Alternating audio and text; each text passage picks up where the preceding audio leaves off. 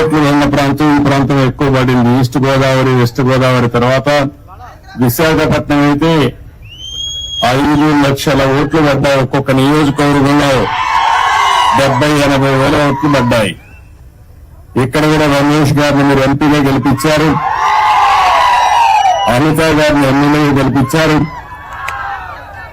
మామూలు మెజార్టీ కాదు, కళ్ళు తిరిగే మెజార్టీతో గెలిపించారు. అందుకే నేను కూడా మీ రుణం తీర్చుకోవాలని నేరుగా ఇక్కడికే వచ్చా. నేను ఒకటే మీ అందరికీ విజ్ఞప్తి చేస్తున్నా, భగవంతుడు నాకు ఎంత శక్తి ఇస్తే అంత శక్తి ఉపయోగించి మీ రుణం తెచ్చుకుంటాం. ఈరోజు మీరు చూస్తే ఒక పక్క తెలుగుదేశం, ఇంకో పక్క జనసేన, ఇంకో పక్క బీజేపీ, 3 పార్టీలు కూడా కూటమిగా ఏర్పడి ఎన్డీఏలో మనం ముందుకు పోయాం.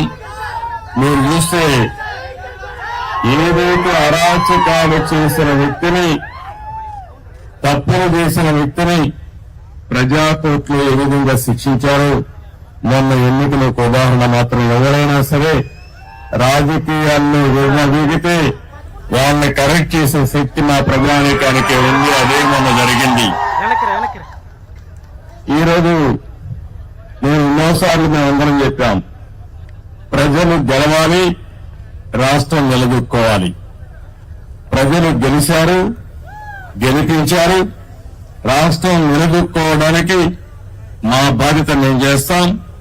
మీరు కూడా పూర్తిగా సహకరించమని ప్రజలందరినీ కోరుకుంటున్నా. ఇటీవల 3 వాస్తవ పత్రాల్ని, ఏవైతే వైట్ పేపర్లు 3 పబ్లిసైజ్ చేశాను నేను, అందులో పోలీసు